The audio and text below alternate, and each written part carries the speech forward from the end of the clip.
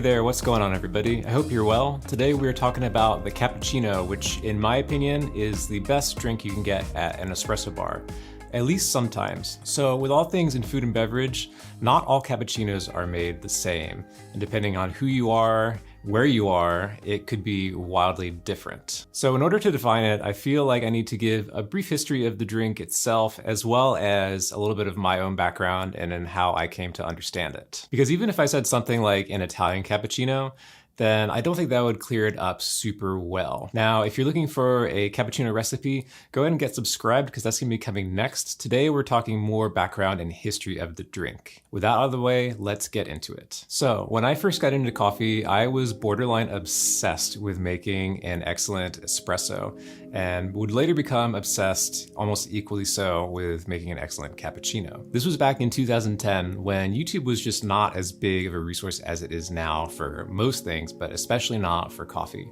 So I ended up picking up a copy of the Professional Barista's Handbook by Scott Rayo, and I'd also stumbled upon the World Barista Championship live stream archives. If you look back at some of this older footage, you'll notice that a lot of the cappuccino and espresso courses, which was part of the competition, you had to do an espresso, a cappuccino, and a signature beverage. But the espresso and cappuccino courses were mostly served in very small, either heavily inspired or actually Italian ceramics. Now, if you take a very quick look at the history of espresso, this makes sense because Italian espresso kind of came over to the United States and other parts of Europe, became really popular in the 1950s and 60s, dropped off for a little while, and then started making their way back and peaking in popularity again in the 80s, 90s, and especially in the 2000s when the World Barista Championship began. Now fast forward to 2012, I find myself in Boston at a coffee bar while visiting my siblings who were in school at the time,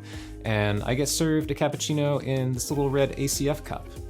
This was at Pavement Coffee House. The big difference between this, of course, and like a traditional Italian cappuccino is they were serving double shots instead of single shots, which were more conventional at the time. But this was the cappuccino that I would come to know and love and appreciate. The 5-ounce cappuccino with a double shot and whole milk, which especially in Boston when it was snowing sideways and it was freezing cold, this is one of the most delicious things in the world. To me, this 5-ounce cappuccino was truly incredible. However, I would soon learn incredibly difficult to make. Later that year, I found myself working at La Mille Coffee Bar in Baltimore. My friend Chris was managing at the time, and I was just starting out as a new barista. And it took a written exam plus a couple dozen attempts before my cappuccinos finally got a thumbs up from Chris. Now, unfortunately, La Mille ended up closing down a couple of years later.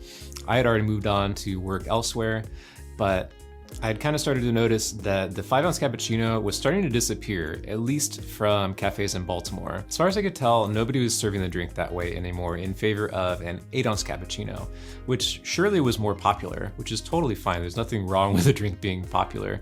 My other guess is perhaps that Italian ceramics just became a little bit cumbersome to import or to find. And of course, at the time, 8-ounce to-go cups were a lot easier to get than 5-ounce or 4-ounce or even little espresso to-go cups compared to today, where they're a little bit more readily available. Whatever reason for the 5-ounce cappuccino sort of fading in popularity, myself and the baristas that I was working with at the time started to become more interested in the cortado.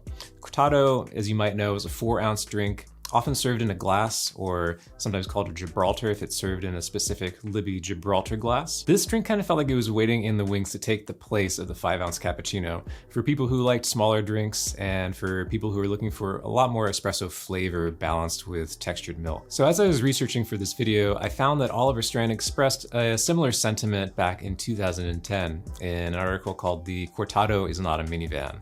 This column isn't around anymore, but you can still look it up. It's free to read. So let me just quote an excerpt real quick. "It's a proportion of coffee and milk that works well, especially when you consider that many popular coffee drinks are dairy depth charges," which I love, dairy depth charges.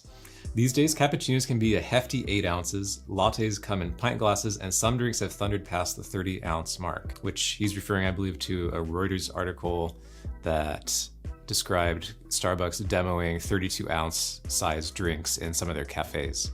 Now, it's super validating to read what Oliver Strand wrote back in 2010, but At the same time, the 5-ounce cappuccino and the 4-ounce cortado are pretty different drinks. They're similarly satisfying for sure, but when you're talking about a 4 versus a 5-ounce drink, that ratio does make the flavor pretty different in my opinion. So is the 5-ounce cappuccino just gone forever now? These days, I think it's a pretty tough sell to tell people that one of their favorite drinks is gonna get smaller. Now, if you love the 8-ounce cappuccino as much as I love the 5-ounce cappuccino, I wouldn't blame you at all for being upset and being pissed off at somebody telling you that your favorite drink is gonna get smaller.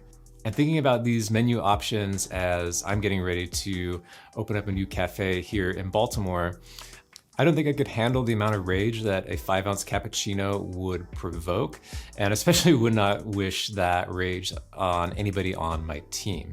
So then what's the answer? The cappuccino has gotten bigger over time, and it's gonna stay that way. I feel like by popular demand, the 8-ounce cappuccino is here, it's not going anywhere, and messing with it is just a bad idea. So the answer then, instead of messing with the 8-ounce cappuccino, I'm gonna mess with the 4-ounce cortado. That's right, I'm gonna make the 4-ounce cortado a 5-ounce cortado, make it a little bit bigger, mimic that milk ratio and that balance of flavor that the classic 5-ounce cappuccino had. Change the presentation slightly to differentiate it from the rest of the bar so it doesn't really look like a cappuccino, it looks like a cortado. It looks like this. It maintains and I think kind of builds on the unique style that the cortado has always had, and adjusts the milk ratio to what I honestly think is a little bit better for modern espresso. So before you get all mad at me for messing with the cortado, consider that espresso in 2022 is way different from what it was in 2010, and especially way different from what it was in 2000. Shots nowadays are a little bit bigger, tend to be more nuanced, have more clarity of flavor, and have more punchy, higher fidelity flavors as well.